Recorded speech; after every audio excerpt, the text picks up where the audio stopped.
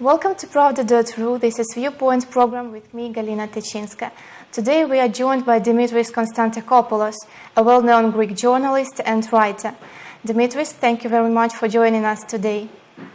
Thank you for inviting me. One of the major events this week is referendum in Greece.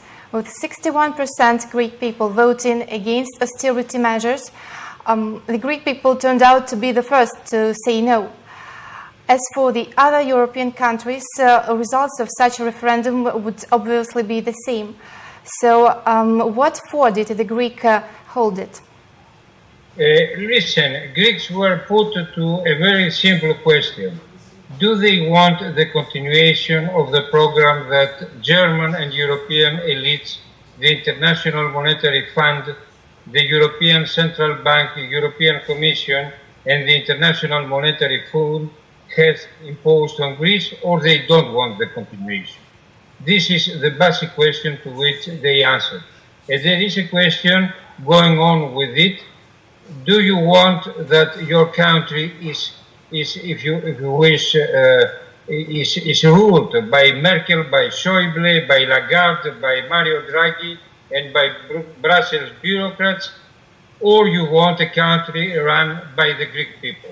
And they answered in a very categorical and very clear way. And I think besides that, you have to take into account when evaluating this vote, that this vote was given in the context of a terrible lies and terror campaign. All mass media in Greece, except state mass media, presented a no vote as apocalypse now.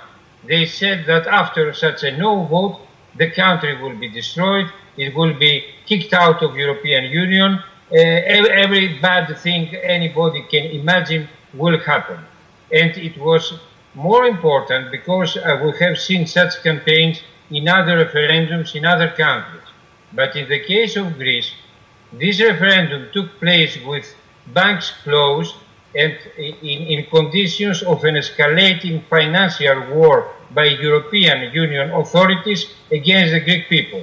So the people were not, could not believe that this was just threats which they received, not only from domestic mass media, but also from world powers and powerful ones, like Germany, like European Union, like IMF. The threats had begun to be applied, and they were seeing the result in their everyday lives. This is why I consider this no we have said on Sunday no less important than the no we have said to Benito Mussolini in 1940 when he asked for the surrender of our country. And maybe at this time the means, at that time the means were financial, at that time they were military, at this time they are financial, but after all, in both cases, it is a war against the Greek nation state. It is a try to conquer Greece, it is an attempt to conquer Greece. And I think it was a rational also option. The Greek people decided more rationally than the people who were making propaganda against them, because we have a 5 years experience what this program, which was supposed to save Greece from its problems, where it has led us.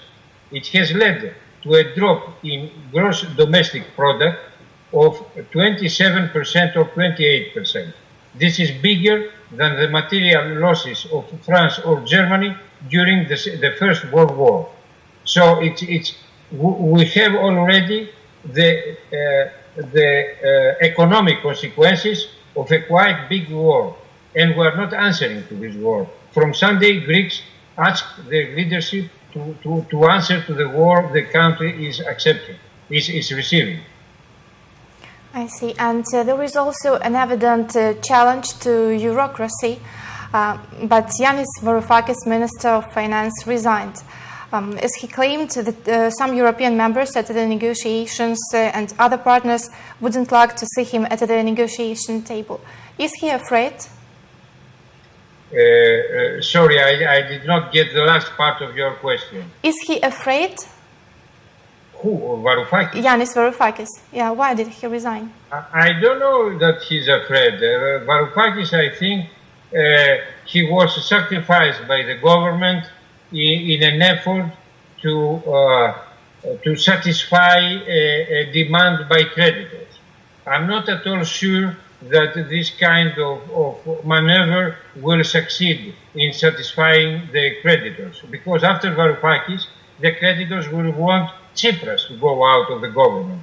And if Tsipras resigns, the creditors will ask the whole Syriza government to resign.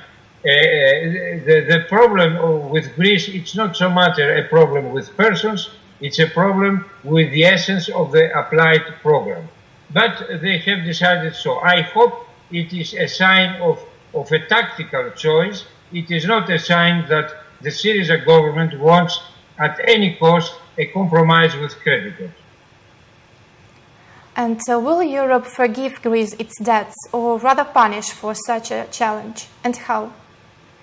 Listen, the question of the Greek debt is quite complicated.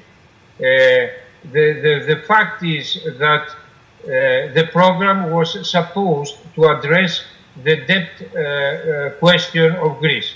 As a result of the program applied, the debt, which was 120% of the GDP, of gross domestic product, when this crisis began in 2010, is now 180%.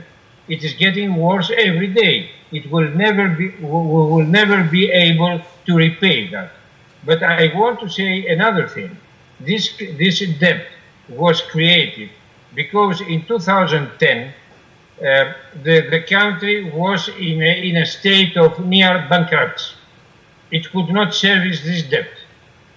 Normally, it would have to stop servicing this debt and try to find an arrangement with its private creditors, that is with big international banks and with hedge funds and other financial institutions. Instead of that, European governments have pressed Greece to accept, to change all this debt, which was to private banks, as to a debt towards other states. I mean, European states did not help Greece with their program.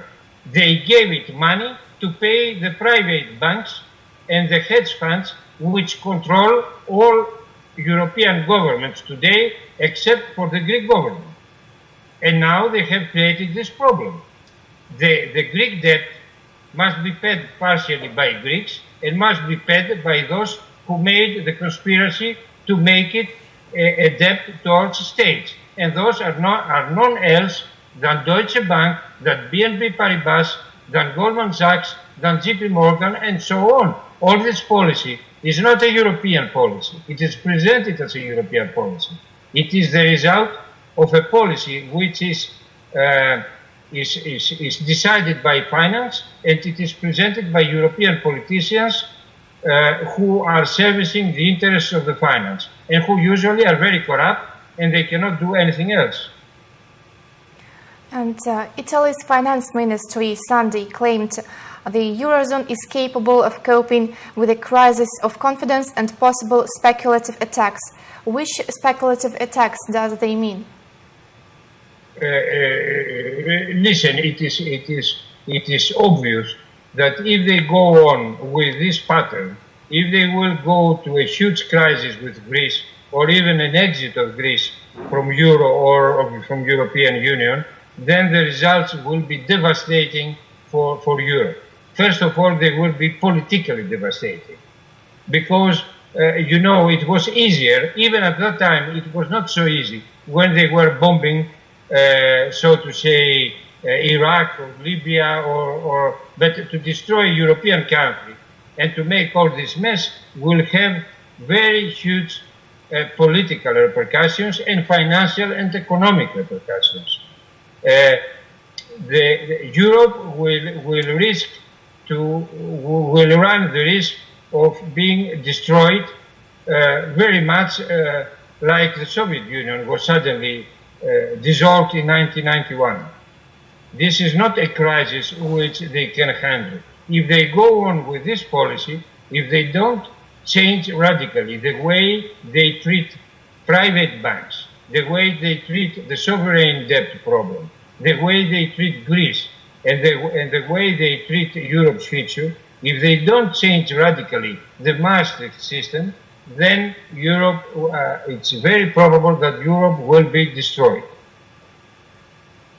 And Greece considers issuing IOU currency. What the currency is it? It is not officially, at least, Greece is not examining any such plan. On the contrary, Greek government has said that they stick for the participation of Greece into Euro.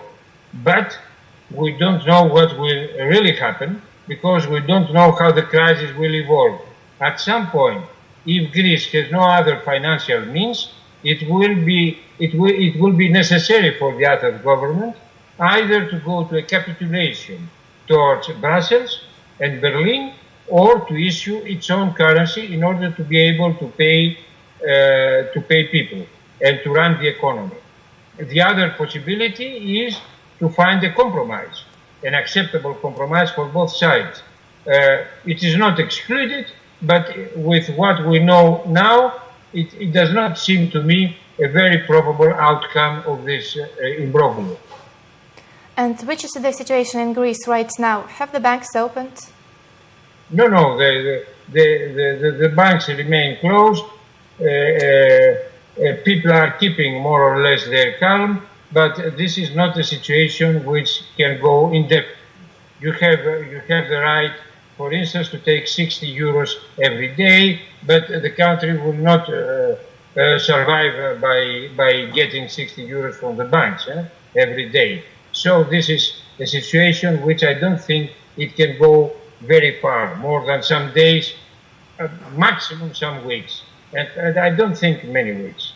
It will be impossible to keep the situation as it is now. And yesterday, Mario Draghi, the president of European Central Bank, supposedly a European Central Bank, because Mario Draghi is a veteran of Goldman Sachs.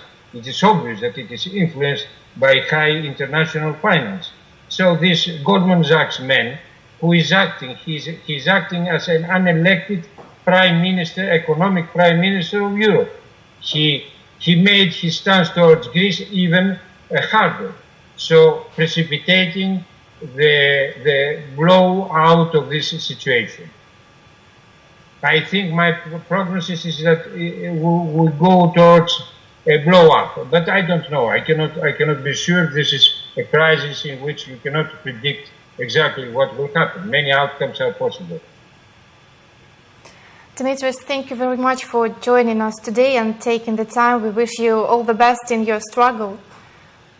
Thank you very much. By the way, you should wish it, because if Greeks are able to sustain their relative independence and national state, is of enormous importance for the strategic equilibriums in Mediterranean and for the most vital Russian interests in the region. I should add to this that all the time when, if you want, the West has attacked Greece or Cyprus, it was in the context of the preparation of a huge attack against the East, be it the Slavic East, be it Russia, like in 1941, they attacked it 1 year after the attack on Greece, or against Cyprus, which is used for Middle Eastern interventions. So it will be very good for Russian interests and for stability in the world if we stop this attack against the Greek nation state here in Greece